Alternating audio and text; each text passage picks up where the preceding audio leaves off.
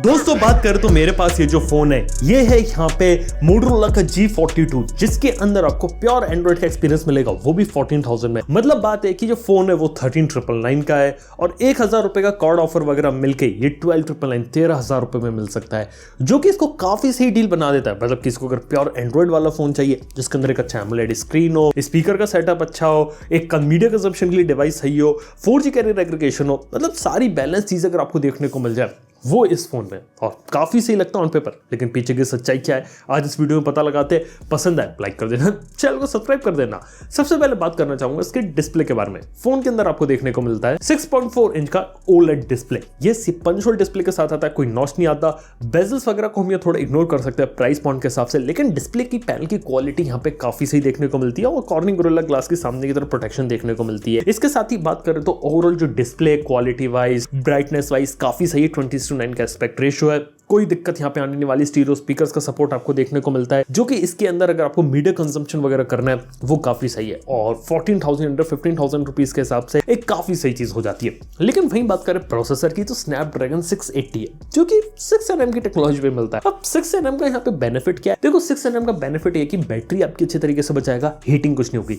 हालांकि 680 थोड़ा सा अंडर पावर प्रोसेसर है, गेम्स वगैरह खेलने के लिए उतना खास नहीं है, लेकिन बैटरी बचाने के लिए, regular day to day task के लिए काफी सही है। अगर गेम खेलना प्रायोरिटी नहीं है और उसकी जगह रेगुलर टास्क वगैरह करने और लंबा बैटरी बैकअप चाहते हैं, उसके लिए यहाँ पे काफी सही है। हालांकि ऐसे कोई प्रॉब्लम नहीं आएगी डे टू डे टास्क से नॉर्मल यूज करने में, उसके अंदर ये चीज यहाँ पे अच्छे तरीके से चलेगी। इसके साथ ही 4GB रैम 64GB स्टोरेज के साथ आता है और 4GB की LPDDR4X रैम और 64GB की UMCP स्टोरेज है, जो कि UFS 2.1 के बराबर आप इसे यहाँ पे कह सकते हैं। इसके अंदर बात किया तो डेडिकेटेड माइक्रो SD कार्ड का स्लॉट है और सिर्फ सिंगल रैम स्टोरेज का वर्जन आता है, कोई 8/128 या 664 6/128 वाला वर्जन नहीं आता। इसके साथ ही बात है कि जो फोन है वो 4G है, 4G प्रोसेसर के साथ आता है और 4G के अंदर आपको 4G कैरियर एग्रीगेशन का सपोर्ट देखने को मिलता है, तो ये एक चीज इसके अंदर। इसके साथ ही बात करें तो फोन के अंदर आपको स्टॉक एंड्रॉइड 12, जिसे मैं कह सकता हूं प्योर एंड्रॉइड 12 विद MyUX, वो देखने को मिलता है। और यहाँ पे बात है कि MyUX जो वो काफी अच्छे तरीके से चलता है और प्योर एंड्रॉइड 12 के ऊपर जो फीचर्स होते हैं जैसे मटेरियल यू, थीमिंग के ऑप्शन, मोटो जेस्चर के ऑप्शन,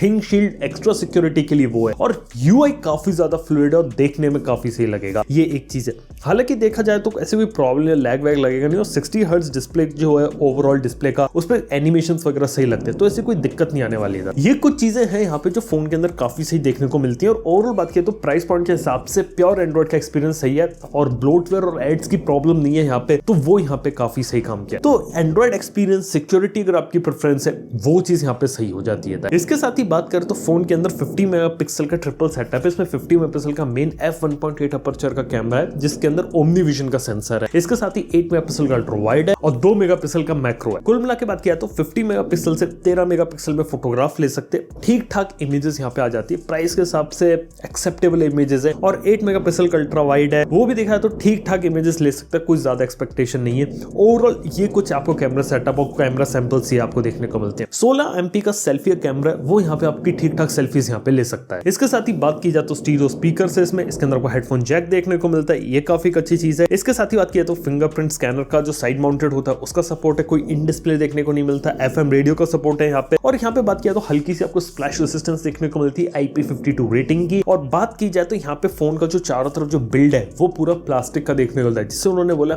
PMMA प्लास्टिक, यानी कि PMMA ग्लास, जो कि प्लास्टिक जैसा है और जो लुक्स होते थे फोन के वो थोड़े से और इंप्रूव किए जा सकते थे, ये एक चीज है। हालांकि ऐसे कोई खास इसमें अंदर प्रॉब्लम देखने को नहीं मिलती। इसके साथ ही बात यहाँ पे कि यहाँ पे 174.5 ग्राम्स आपको वेट देखने को मिलता है और 8.26 mm की जो थिकनेस है वो है इधर। कुल मिला के बात की जाए तो फोन जो है वो हल्का सा मोटा यहाँ पे फील होता है। वेट डिस्ट्रीब्यूशन यहाँ पे फोन का सही है, बस ये कि फोन पीछे थोड़ा और ज्यादा स्टाइलिश यहाँ पे हो सकता था। इसके साथ ही बात किया तो बैटरी के अंदर आपको 5000 mAh की बैटरी और बैटरी में से कोई प्रॉब्लम नहीं आने वाली। प्रोसेसर और बैटरी काफी अच्छे तरीके से ऑप्टिमाइज है और 20 वॉट का जो चार्जर है वो बॉक्स के अंदर यहाँ पे देखने को मिल रहा है। तो ऑल एंड ऑल बात करें ये सारी चीजें आपको देखने को मिलती है मोटो G42 के अंदर। 4G फोन है, कोई 5G नहीं है, गेमर्स के लिए ऑप्टिमाइज नहीं है, ये बात है। पीछे का डिजाइन अगर थोड़ा और बेटर होता तो और चीजें होती। हालांकि किसी को अगर बेहतरीन डिस्प्ले चाहिए, स्पीकर क्वालिटी अच्छी चाहिए, 4G कैरियर एग्रीगेशन चाहिए, प्योर एंड्रॉइड 12 का एक्सपीरियंस चाहिए, बड़ी बैटरी चाहिए, लंबा बैटरी बैकअप और सब कुछ 14,000 रुपीज के अंदर के प्राइस पॉइंट पे चाहिए, ये एक अच्छा ऑप्शन हो सकता है। 13,000 रुपए ऑफर वगैरह लगा के एक काफी अच्छी डील बन सकता है। फ्लिपकार्ट पे अवेलेबल होगा,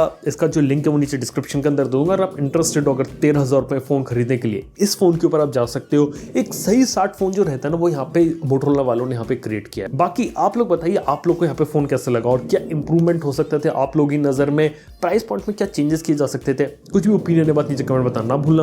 वीडियो पसंद है लाइक करो, चैनल को सब्सक्राइब करो। थैंक यू वीडियो देखने के लिए। मैं आपसे मिलता हूँ नेक्स्ट वन में। Good bye.